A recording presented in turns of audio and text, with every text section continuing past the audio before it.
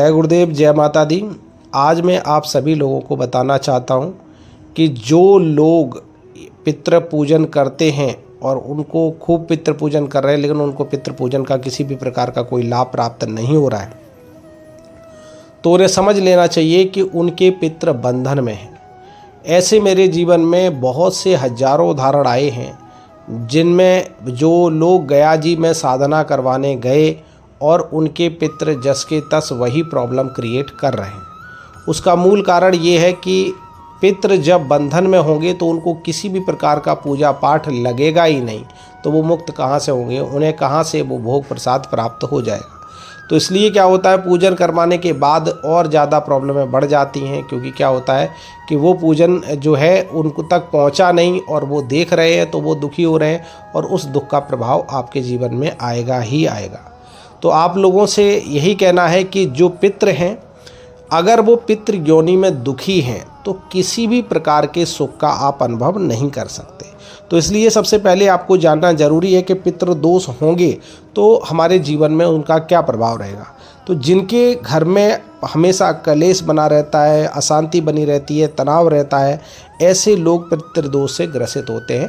अर्थात कहें तो पितृदोष के ये लक्षण हैं। लक्षण बहुत सारे हैं इसमें, जैसे ये भी कहा जाता है कि जिनके जीवन में अगर पितृदोष होता है तो उनके बच्चों के माध्यम से या परिवार पर किसी भी प्रकार का कलंक लगने का डर रहता है, किसी प्रकार का कोई आरोप लगने का डर रहता है, जिससे परिवार कलंकित होता है। और संतान सुख होती है, उसमें भी बहुत बाधा आती है। और अगर हम देखते हैं कि पितृ दोष अगर हमारे जीवन में निरंतर चल रहा है तो उसके कुछ लक्षण भी होते हैं। जो लक्षण में ये भी होता है कि आपके जो घर हैं उनमें पीपल के पेड़ निकलेंगे। अगर पीपल के पेड़ निकल रहे हैं तो आपको समझ लेना चाहिए कि आपको पितृदोष है, और ये कहीं पर भी छोटे छोटे पीपल के पेड़ उग सकते हैं, ठीक है ना।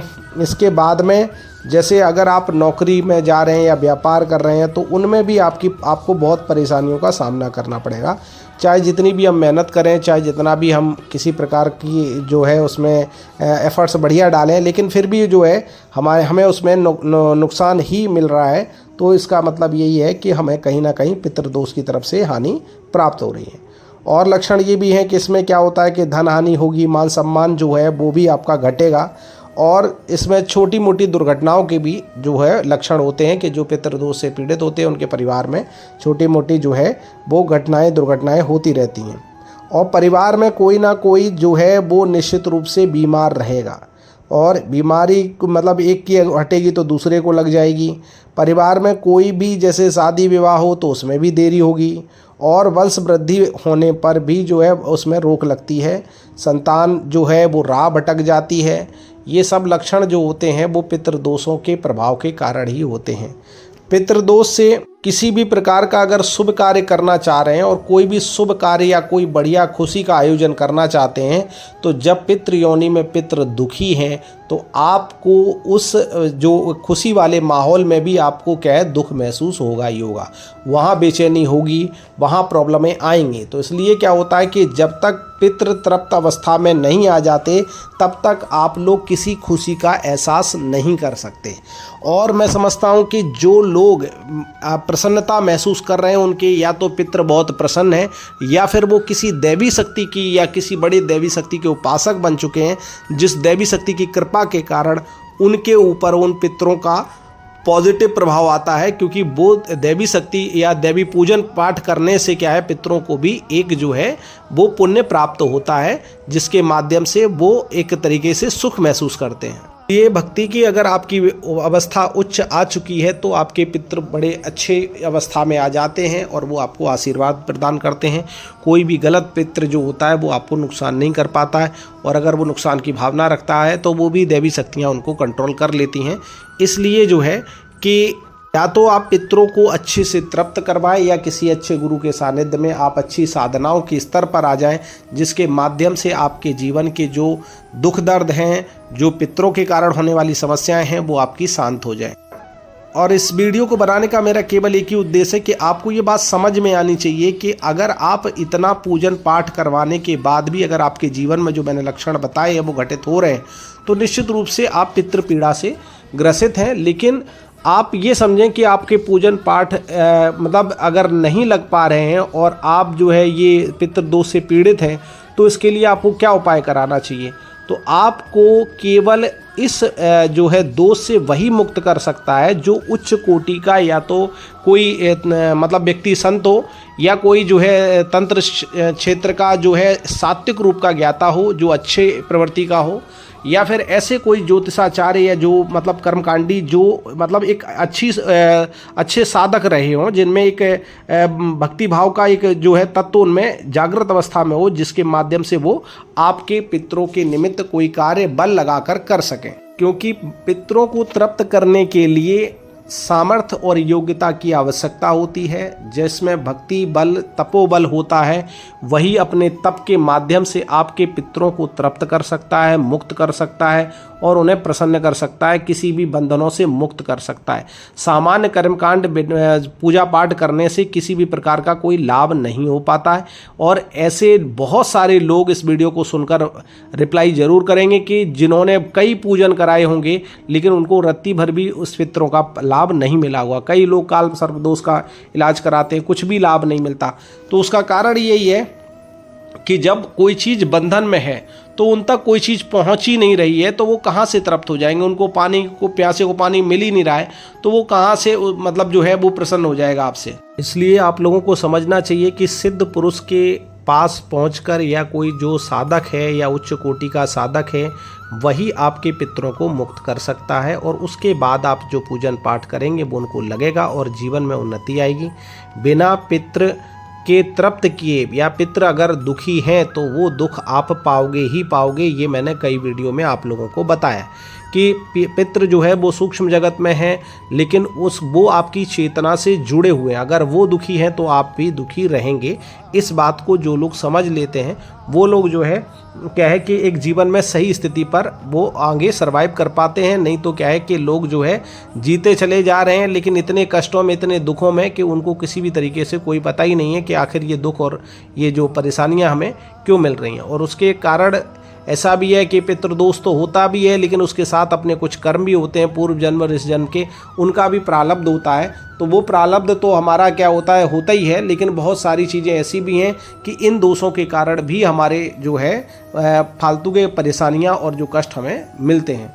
तो इसलिए आप सभी लोगों से जो है कहना है कि आप लोग अगर जो पूजन करना चाहते हैं तो मैं आपको एक विशेष छोटा सा विधान दे देता हूं, जिसके माध्यम से अगर ये 16 दिन आप जो है पितरों के निमित्त आप शिव जी के मंदिर में अगर गंगा जल मिलाकर जो है और काले तिल मिलाकर जल को पितरों के निमित्त अगर शिवलिंग पर चढ़ाएंगे और जो है चढ़ाकर उन पितरों के निमित्त उनसे प्रार्थना करेंगे, तो अब वो जल सीधा ही आपके पितरों तक जाएगा, क्योंकि वो शिव के माध्यम से जा रहा है। तो जब शिव जी के माध्यम से जब कोई कार्य किया जाता है तो वो सीधा सीधा उन तक ही पहुंचता है।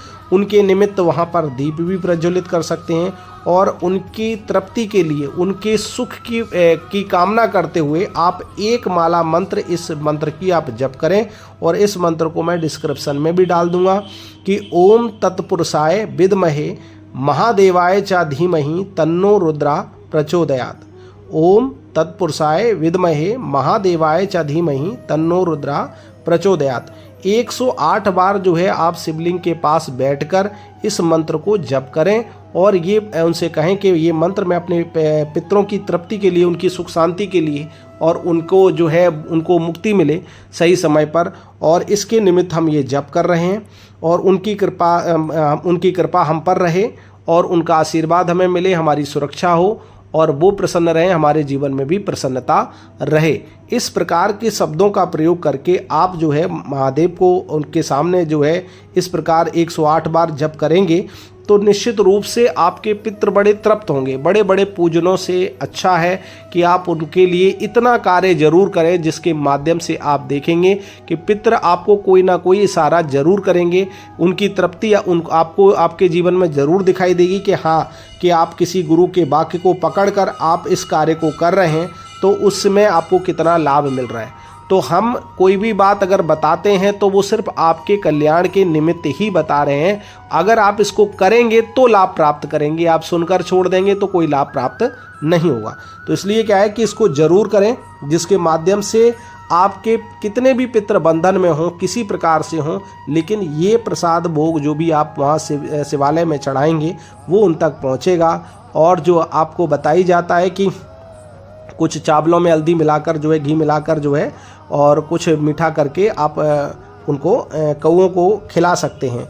तो उसमें भी है, और भी कुछ अपने कौओं के निमित्त जो कौए को पसंद हो, चाहे वो नमकीन हो, चाहे पनीर हो, कुछ भी हो, वो आप उनको खिला सकते हैं कौए को। तो वो भी पितरों के निमित्त ही जाता है, किसी के पेट में जाता है तो उनके नाम से दिया गया, तो वो ऊर्जा ग्रहण कर लेती है चीज़। इसलिए ये शिव जी के प्रयोग को आप जरूर करें, और इसके माध्यम से ये लगातार 16 दिन जरूर करना चाहिए आपको, और इसके माध्यम से आपके पितरों को जरूर तृप्ति मिलेगी। और जो लोग उज्जैन आ रहे हैं वो लोग अपना रजिस्ट्रेशन जरूर करवा दें। रजिस्ट्रेशन कराने से क्या रहेगा, उनके लिए कम से कम सारी व्यवस्थाएं की जाएंगी कि कितने लोग आ रहे हैं। तो 501 रुपये से रजिस्ट्रेशन कराना है, बाकी शुल्क वहीं जमा करना है। तो वो शुल्क वगैरह पहले ही बता दिया गया उस पहले वाली वीडियो में। और वहाँ जो है आपको बता ही दिया गया है कि वहाँ पर जो है पितरों के निमित्त जो है उनकी मुक्ति के लिए हवन किया जाएगा, और एक भंडारे का आयोजन किया जाएगा, पिंड दान करवाया जाएगा, और गौशाला में जो है दान पुण्य किया जाएगा, जिसमें घास वगैरह, हरी घास वगैरह जो है, अनाज वगैरह जो है वहाँ पर दान किया जाएगा। तो इस प्रकार जो है सब कार्य ये जो होंगे पितरों के निमित्त होंगे। तो इसलिए इसमें अगर जो भी जो भी सहयोगी बनना चाहते हैं वो ज़्यादा से ज़्यादा लोग इसमें भाग लें और वहाँ पर जुड़ें और संपर्क करें वहाँ पर। तो वहाँ पर उस प्रकार से इनका सारा कार्य कर दिया जाएगा। और जो भी तंत्र पीड़ा या किसी भी प्रकार की नकारात्मकता से ग्रसित हैं उन लोगों को जो है वहाँ पर जो है उनका तंत्र काट के लिए अलग से कार्य किया जाएगा। तो जिनके तंत्र प्रभाव से ज़्यादा पीड़ित हैं, दुनिया में भटक लिए हैं, कहीं नहीं मतलब जो है ठीक हुए हैं, तो वो अपने से संपर्क कर सकते हैं और वहाँ पर जो है उनका पूरी तरीके से इलाज कर दिया जाएगा, हर प्रकार से तंत्र मुक्ति कर दी जाएगी।